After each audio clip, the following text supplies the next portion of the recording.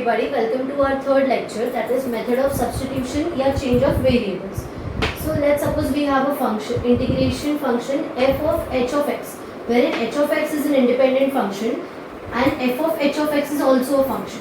So to simplify things, if I put z equals to h of x and adjust such that differentiation of z, that is dz, should be equal to differentiation of the function into dx. Let's suppose if h of x is e of x. So differentiation of h of x is e of x dx. Now differentiation of z, that is a function e of x, will be differentiated as e to the power x dx. So basically if I have this function integration of e to the power x dx, this is equal to integration of dz as we saw earlier, which is integration of e to the power x, which is again, integration of dz will be z, which is e to the power x, and plus the constant c, constant of integration.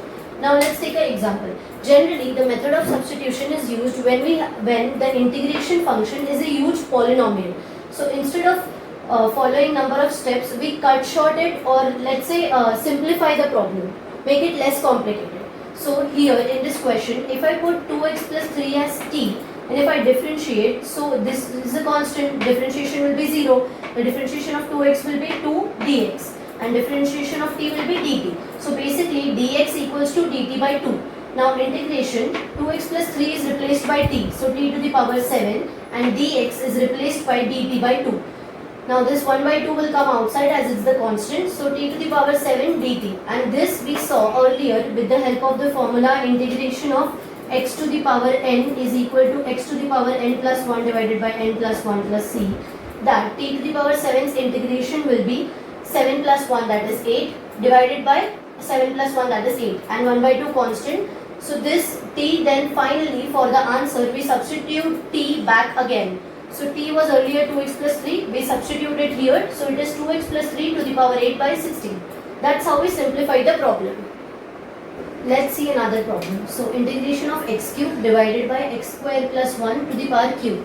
Here while solving problems of method of substitution, you need to figure out what you can consider as a substitute. So here I am thinking of considering the function inside the cube, that is x square plus 1, and substitute it as t. So if I differentiate this, since 1 is a constant, differentiation will be 0, and then x square's differentiation is 2x dx and t's differentiation is dt.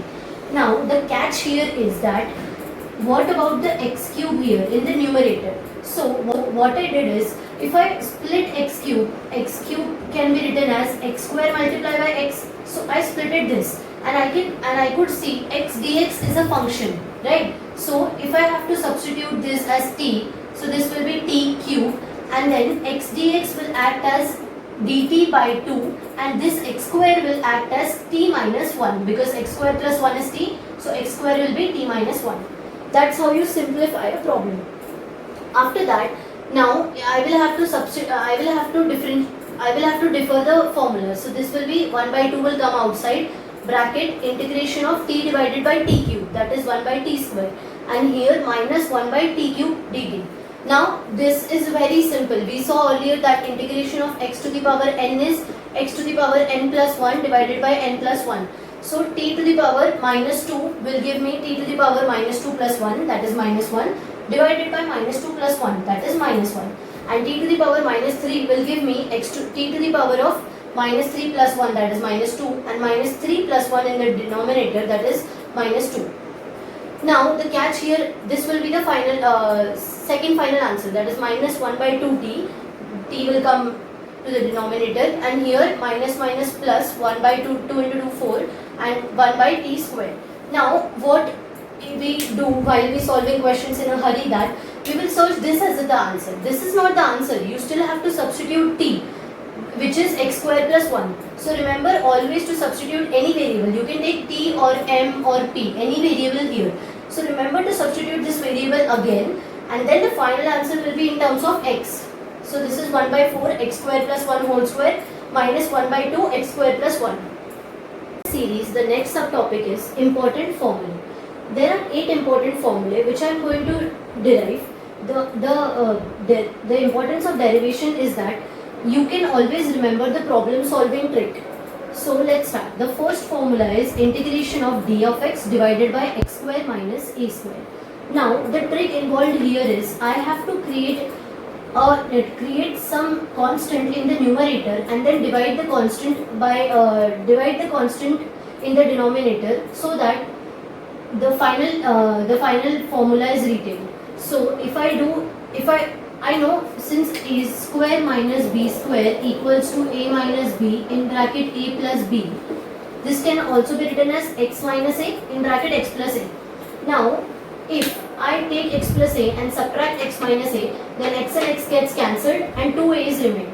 So if the numerator has 2a, just for the simplification of the problem, the denominator should also contain 2a.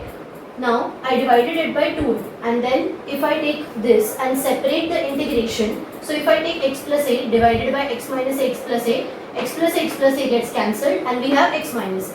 And if I take x minus a divided by x minus a into x plus a, x minus a gets cancelled and we have x plus a. Now we know integration of 1 by any function d of x is equal to log of the function.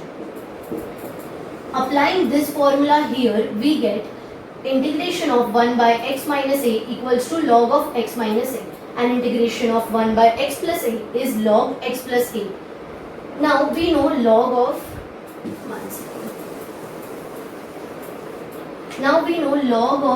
a minus log of b is nothing but equal to log of a divided by b. So again, further simplifying the problem, we get 1 by 2a multiplied by log of a, that is x minus a, divided by b, that is x plus a, and the constant of integration. Moving on to the next formula. The next formula is pretty similar, it's just that the terms are reversed. So if I take a square minus x square, I have to create the numerator such that it is a minus x plus a plus x. Remember, if it is the variable first, we subtract, and if it's the constant first, we add. So here if I added, I get 2a in the numerator, so I have to divide by 2a in the denominator, and then I get a minus x divided by a minus x into a plus x. So a minus x cancel and a plus x is remained, and a plus x divided by a minus x into a plus x cancelled, and 1 by a minus x is remained. Now again applying the formula, integration of 1 by the function equals to log of the function.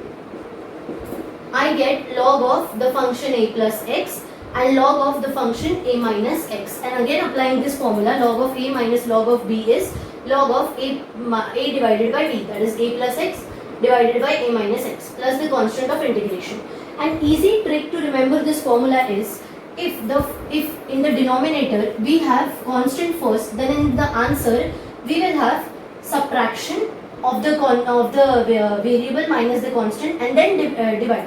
But here if we have the constant first, then it's addition with the variable and then subtraction with the variable. So this is the third important standard formula. The derivation is a little tough to understand, but you have to remember the result. And I will explain the derivation. So if we take x as a tan theta, just to simplify, then the dx will be a, differentiation of tan theta is secant square theta d theta.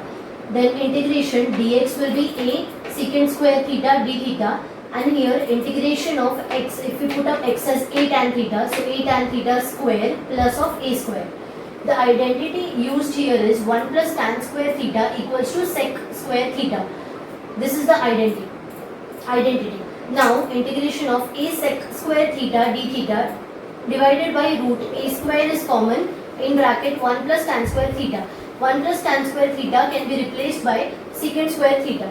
So this secant square theta here, when come to under root, will give me a secant theta. Integration of in the numerator is a secant square theta d theta. One secant gets cancelled out and a gets cancelled out, and we have integration of sec theta d theta, which is log of secant theta plus tan theta plus the constant c1. Now the trick here is, in trigonometry we know, since I have put tan theta equals to x divided by a, right? So cos theta will be a adjacent divided by hypotenuse. So hypotenuse is root over x square plus a square. So this is cos theta, and we know secant theta equals to 1 by cos theta. So if I put the value of secant theta in the form of, since the answer is in the form of trigonometric functions, but we want the answer in the form of x and a. Since the question is in the form of x and a, we do this. So secant theta can be written as root over a square plus x square divided by a, and tan theta can be written as x divided by a.